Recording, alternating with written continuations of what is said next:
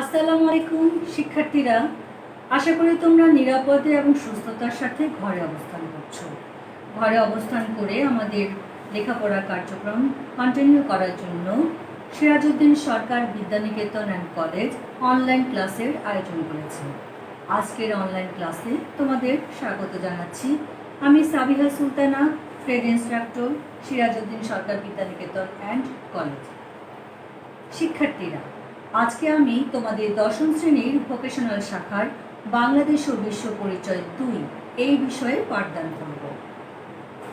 স্ক্রিনে কিছু ছবি দেখে নিন।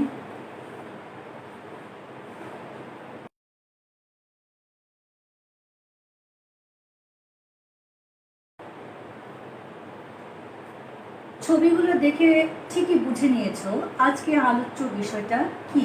হ্যাঁ শিক্ষার্থীরা, আজকে আমরা রাষ্ট্র বিষয়ক আলোচনা করব। তাহলে আজ তোমরা বই বের করো, ষষ্ঠ অধ্যায় রাষ্ট্র, নাগরিকতা ও আইন। ষষ্ঠ অধ্যায় রাষ্ট্র, নাগরিকতা ও আইন। তাহলে আজকে আমরা এই বিষয় নিয়ে আলোচনা করব। রাষ্ট্র হচ্ছে সামাজিক জীবনের সবচেয়ে গুরুত্বপূর্ণ রাজনৈতিক প্রতিষ্ঠান। সমাজে বসবাসরত সকল মানুষকে একটি ঐক্যসূত্রে বাঁধা এবং তাদের কল্যাণ ও সমস্যার সমাধানের জন্যই রাষ্ট্রের আবির্ভাব ঘটে।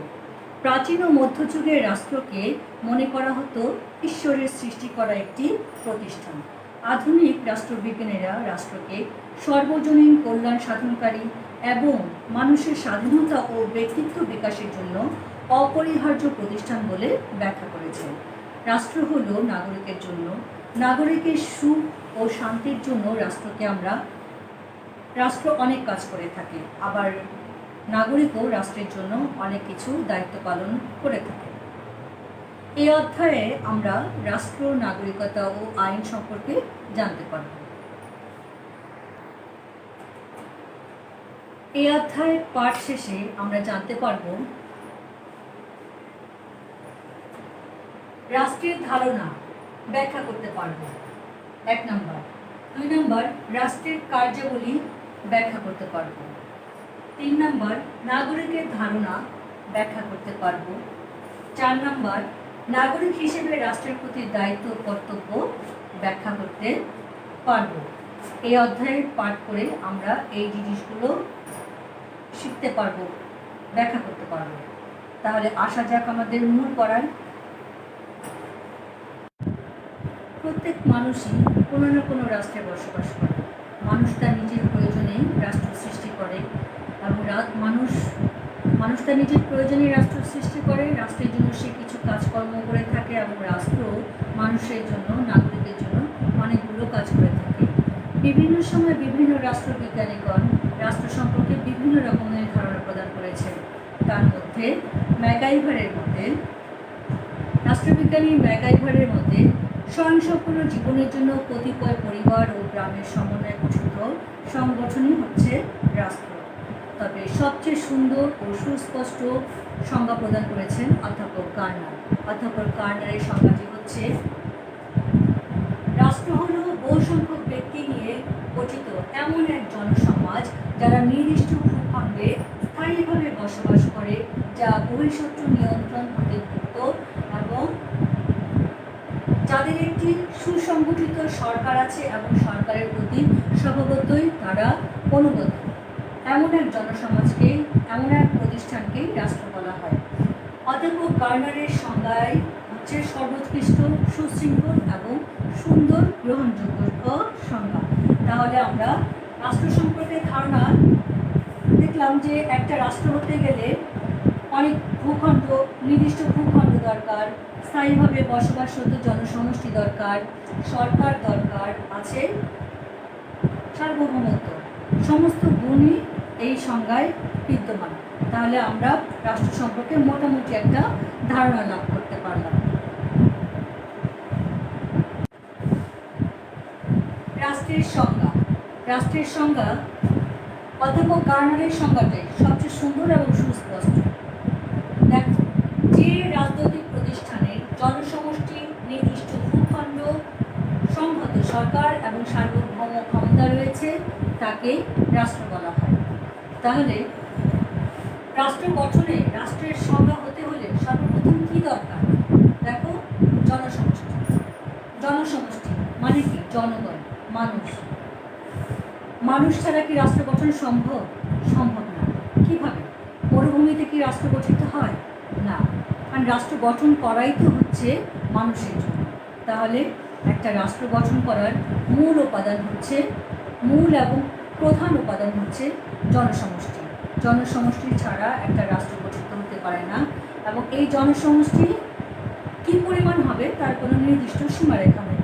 কখনো কখনো সেটার পরিমাণ বেশিও হতে পারে, কখনো কমও হতে পারে।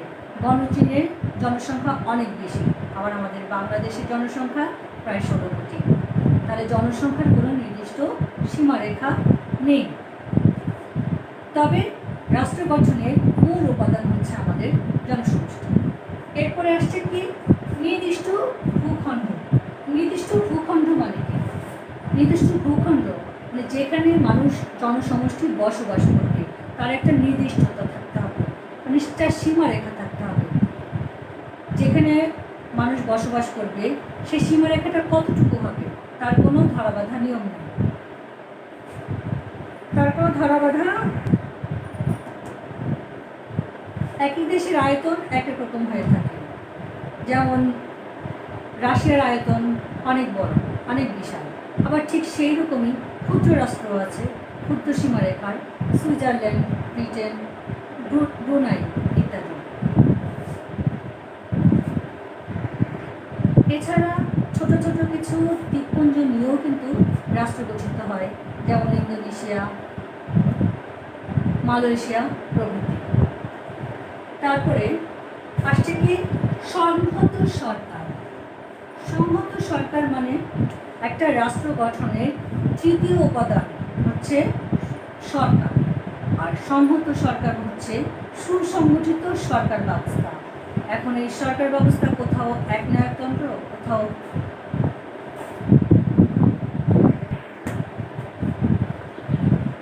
রাজতন্ত্র। তো সরকার হচ্ছে রাষ্ট্রের এমন একটি সংগঠন, সরকার হচ্ছে রাষ্ট্রের এমন একটি সংগঠন যা দ্বারা রাষ্ট্রের ইচ্ছা অনিচ্ছা বাস্তবায়িত হয়। রাষ্ট্রের আইন বিভাগ, বিচার বিভাগ এবং শাসন বিভাগের সমন্বয় সাধিত হয়। মোট কথা, রাষ্ট্রটাকে পরিচালনা করতে সরকারের খুবই গুরুত্বপূর্ণ একটা অংশ, কারণ জনসমষ্টি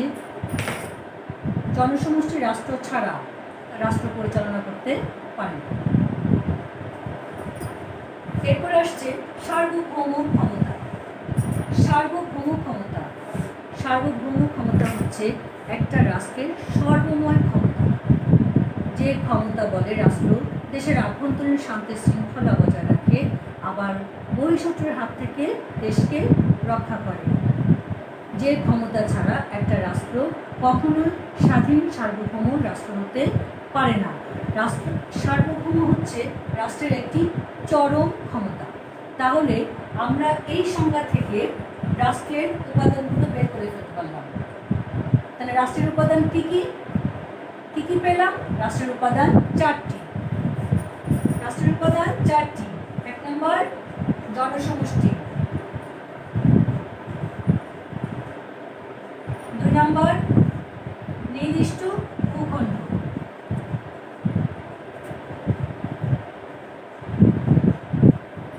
3 নম্বর সরকার, 4 নম্বর সার্বভৌমত্ব।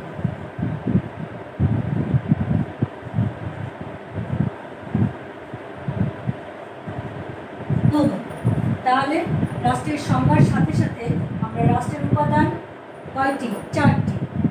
জনসমষ্টি, নির্দিষ্ট ভূখণ্ড, সরকার, সার্বভৌমত্ব। তাহলে রাষ্ট্রের সংজ্ঞা, রাষ্ট্রের উপাদান কি কি, এটা আমরা এখন ব্যাখ্যা করতে পারব। এরপরে আসছে রাষ্ট্রের কার্যাবলী। রাষ্ট্র জনগণের জন্য অনেকগুলো কার্যাবলী করে সাধন করে থাকে। বিশ্লেষকদের মতে রাষ্ট্র 2 ধরনের কার্যাবলী করে থাকে। তার 1 নম্বর হচ্ছে অপরিহার্য কাজ, আর 2 নম্বর হচ্ছে কল্যাণমূলক কাজ।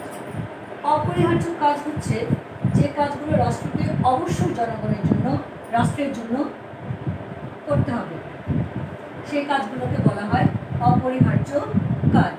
যেমন স্বাধীনতা ও সার্বভৌমত্ব সংরক্ষণ, এটা হচ্ছে রাষ্ট্রের সর্বপ্রথম কাজ। কারণ স্বাধীনতা ও সার্বভৌমত্ব রক্ষা যদি রাষ্ট্র না করে তাহলে সেটা তো কোনো রাষ্ট্রই থাকে না।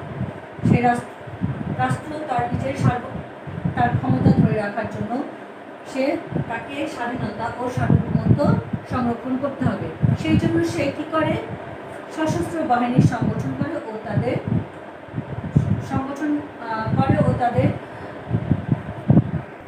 সমন্বয় সাধন করে। আর এই কারণে রাষ্ট্র নৌবাহিনী, বিমান বাহিনী, সেনাবাহিনী গঠন করে থাকে। তারপরে হচ্ছে অভ্যন্তরীণ শান্তি শৃঙ্খলা রক্ষা। দেশের ভিতরে শান্তি শৃঙ্খলা রক্ষা করাও রাষ্ট্রের অপরিহার্য কাজ। আর এই লক্ষ্যে সে পুলিশ বাহিনী, আনসার বাহিনী এগুলো গঠন করে থাকে। পররাষ্ট্র সম্পর্ক প্রতিষ্ঠা ও রক্ষা। পররাষ্ট্র সম্পর্ক কি? বিদেশের সাথে, অন্য রাষ্ট্রের সাথে বন্ধুত্বপূর্ণ সম্পর্ক তৈরি করা এবং সেই সম্পর্ক রক্ষা করাও রাষ্ট্রের অপরিহার্য কার্যের মধ্যে পড়ে। তারপরে অর্থনৈতিক ব্যবস্থাপনা। দেশের অর্থনৈতিক ব্যবস্থাপনার জন্য ব্যবস্থাপনা পরিচালনা করা রাষ্ট্রের আরেকটি অপরিহার্য কাজ। কারণ পুরো রাষ্ট্রটাই নির্ভর করে অর্থনীতির উপরে। রাষ্ট্র সেই জন্য বাজেট প্রণয়ন করে, কর নির্ধারণ করে, এছাড়া আরও অনেক ধরনের কাজ করে থাকে। আইন প্রণয়ন ও বাস্তবায়ন। রাষ্ট্র তার রাষ্ট্রের অভ্যন্তর এবং বাইরের জন্য আইন শৃঙ্খলা যাতে ঠিক থাকে, তার জনগণ যেন শান্তিতে থাকে, সেই জন্য আইন প্রণয়ন করে থাকে এবং তার সঠিক বাস্তবায়নও করে থাকে। এবং এই কাজগুলো করা হচ্ছে রাষ্ট্রের অপরিহার্য কাজ, অর্থাৎ রাষ্ট্রকে অবশ্যই এই কাজগুলো করতে হবে। এরপর আসছে জনকল্যাণমূলক কাজ। ঐচ্ছিক, মানে সে এটা করলেও পারে, না করলেও পারে, কিন্তু তারপরে রাষ্ট্রের উন্নতির জন্য এই কাজগুলো করে থাকে। এক, শিক্ষা ব্যবস্থা। দেশের জনগণ যদি শিক্ষিত না হয় তাহলে একটা সুন্দর রাষ্ট্র গঠিত হতে পারে না। সেই জন্য রাষ্ট্র শিক্ষা ব্যবস্থা করে থাকে যাতে তার জনগোষ্ঠী শিক্ষিত হয়ে রাষ্ট্রের উন্নয়ন সাধন করতে পারে। 2 নম্বর, জনস্বাস্থ্য। রাষ্ট্রের জনগণের স্বাস্থ্য যদি ঠিক না থাকে তাহলে রাষ্ট্র উন্নত ব্যাহত হবে। সেই কারণে রাষ্ট্র জনস্বাস্থ্যের দিকে অনেক নজর দিয়ে থাকে। সে কারণে হাসপাতাল, বিনামূল্যে টিকাদান ইত্যাদি ব্যবস্থা করে থাকে। যোগাযোগ ব্যবস্থা।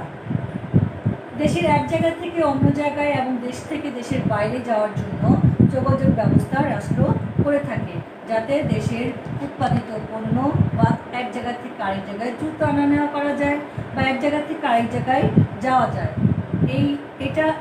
এই জন্য রাষ্ট্র যোগাযোগ ব্যবস্থার উন্নয়ন করে থাকে। সে কারণে সে রাস্তাঘাট নির্মাণ করে, সেতু নির্মাণ করে, ফ্লাইওভার নির্মাণ করে ইত্যাদি নির্মাণ করে থাকে। তারপরে আসছে কৃষি, শিল্প ও বাণিজ্য। একটা রাষ্ট্র নির্ভর করে কৃষি, শিল্প ও বাণিজ্যের উপরে। কারণ সেই রাষ্ট্রের কৃষি ব্যবস্থা যদি ভালো না হয় তাহলে পরে শিল্প ও বাণিজ্য কোনোটাই ভালো হবে না। সেই কারণে রাষ্ট্র কৃষকদের জন্য ঋণ প্রদান, সার ব্যবস্থা, উন্নত জাতের কৃষি ব্যবস্থা করে থাকে এবং শিল্পের প্রসারের জন্য ঋণ দিয়ে থাকে, বাণিজ্যের জন্য বিভিন্ন কাজকর্ম করে থাকে। জনহিতকর কার্যাবলী। জনহিতকর কার্যাবলীর মধ্যে রয়েছে বয়স্কদের ভাতা, বিধবাদের থাকার ব্যবস্থা, বৃদ্ধদের পুনর্বাসন কেন্দ্র ইত্যাদি। এই সব কাজগুলো সরকার না করলেও পারে, কিন্তু সরকার জনগণের সুবিধার্থে এই কাজগুলো করে থাকে। সেই জন্য এই কাজগুলোকে বলা হয়েছে কল্যাণমূলক কাজ বা ঐচ্ছিক কাজ। নাগরিকতা। নাগরিকতা বলতে কি বোঝায়? সাধারণত আমরা নগরের অধিবাসীদেরকেই নাগরিক বলে থাকি, অর্থাৎ নগরে যারা বসবাস করে তাদেরকেই নাগরিক বলা হয়। ল্যাটিন শব্দ সিভিক্স থেকে সিটিজেন বা নাগরিক শব্দের উৎপত্তি হয়েছে।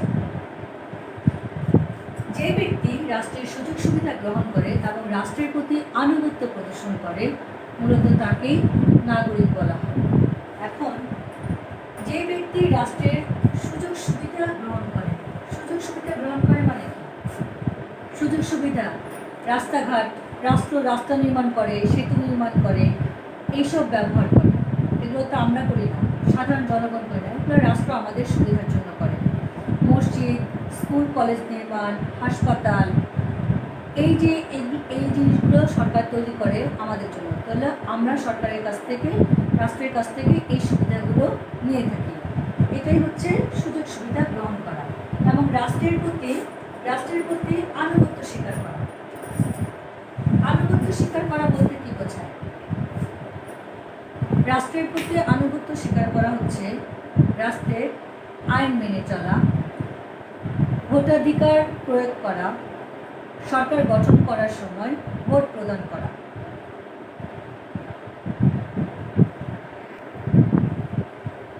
কর প্রদান করা। এই কাজগুলো রাষ্ট্রের প্রতি যখন আমরা করব, তার মানে রাষ্ট্রের প্রতি আমরা আনুগত্য প্রদর্শন করছি। তাহলে যে ব্যক্তি, নাগরিকের সংজ্ঞা সম্পর্কে আমরা কি পেলাম? যে ব্যক্তি রাষ্ট্রের সুযোগ সুবিধা গ্রহণ করে এবং রাষ্ট্রের প্রতি আনুগত্য প্রদর্শন করে, তাহলে তাকেই নাগরিক বলা হয়। এখন নাগরিকত্ব লাভের পদ্ধতি সংজ্ঞার পরে আসলো। নাগরিকত্ব লাভের পদ্ধতি, দুই পদ্ধতিতে নাগরিকত্ব লাভ করা যায়। এক হচ্ছে জন্মসূত্রে, আরেকটা হচ্ছে অনুমোদন সূত্রে। জন্মসূত্রে নাগরিকত্ব কীভাবে? যে রাষ্ট্রে জন্মগ্রহণ করে সে সেই রাষ্ট্রের নাগরিক হয়ে যায়। আমেরিকায় যদি কেউ ভূমিষ্ঠ হয় তাহলে সে আমেরিকার নাগরিক হয়ে যাবে, ঠিক এইরকম। আর অনুমোদন সূত্রে নাগরিকত্ব কীরকম? কিছু নিয়মকানুন মেনে যখন নাগরিকত্ব প্রদান করা হয় তখন তাকে অনুমোদন সূত্রে নাগরিকত্ব বলা হয়। যেমন বিবাহ সূত্রে স্থায়ী সম্পদ ক্রয় করে সেনাবাহিনীতে যোগদান করে। বিবাহ সূত্রে কি? ওই দেশের নাগরিককে বিয়ে করতে হবে, স্থায়ী সম্পদ থাকতে হবে, তারপরে ওই দেশে যে দেশের নাগরিকত্ব লাভ করতে চায় সেই দেশের সেনাবাহিনীতে যদি সে যোগদান করে তাহলে সে দেশের নাগরিকত্ব সে পাবে। এই হচ্ছে নাগরিকত্ব লাভের পদ্ধতি। রাষ্ট্রের প্রতি নাগরিকের দায়িত্ব ও কর্তব্য। রাষ্ট্র যেমন নাগরিকের জন্য বেশ কিছু কাজ করে থাকে, সেই জন্য নাগরিকেরও কিছু দায়িত্ব আছে রাষ্ট্রের প্রতি। তো সেগুলো কি? সেগুলো এখন আমরা জানব। আনুগত্য প্রদর্শন। নাগরিকের উচিত রাষ্ট্রের প্রতি আনুগত্য প্রদর্শন করা, সরকারকে মেনে চলা, সরকারের আইন কানুন মেনে চলা, আইনের প্রতি সম্মান। সরকার যে আইন প্রণয়ন করবে তার প্রতি সম্মান প্রদর্শন করতে হবে নাগরিককে। ভোটাধিকার। সরকার গঠনের সময় নাগরিককে অবশ্যই তার ভোটাধিকার প্রয়োগ করতে হবে। কর প্রদান। সরকার নির্ধারিত কর প্রদান করতে হবে, এটা নাগরিককে অবশ্যই করতে হবে। সহনশীলতা। সকলের প্রতি, সকল ধর্মের প্রতি সহনশীল হতে হবে এবং রাষ্ট্র যে নির্দেশনা দেয় তার প্রতিও সহনশীল হতে হবে। দেশপ্রেমিক হওয়া। নাগরিককে অবশ্যই দেশপ্রেমিক হতে হবে। আজকে আমাদের এই অধ্যায়টা তো পুরোটা শেষ হলো না, আমাদের আরও কিছু অংশ বাকি আছে। আইন, তো আগামী ক্লাসে আমরা বাকি আইন সম্পর্কে জানতে পারবো। তো আজকের জন্য তোমাদের একটু বাড়ির কাজ দিয়ে দিই, সেটা হচ্ছে রাষ্ট্র কাকে বলে, রাষ্ট্র গঠনের উপাদান সম্পর্কে আলোচনা করো, আর নাগরিক কাকে বলে, নাগরিকের দায়িত্ব কর্তব্য ব্যাখ্যা করো। তাহলে সে পর্যন্ত তোমরা ভালো থাকো, সুন্দর থাকো, এই কামনায় আজকের মতো এখানেই শেষ। খোদা হাফেজ।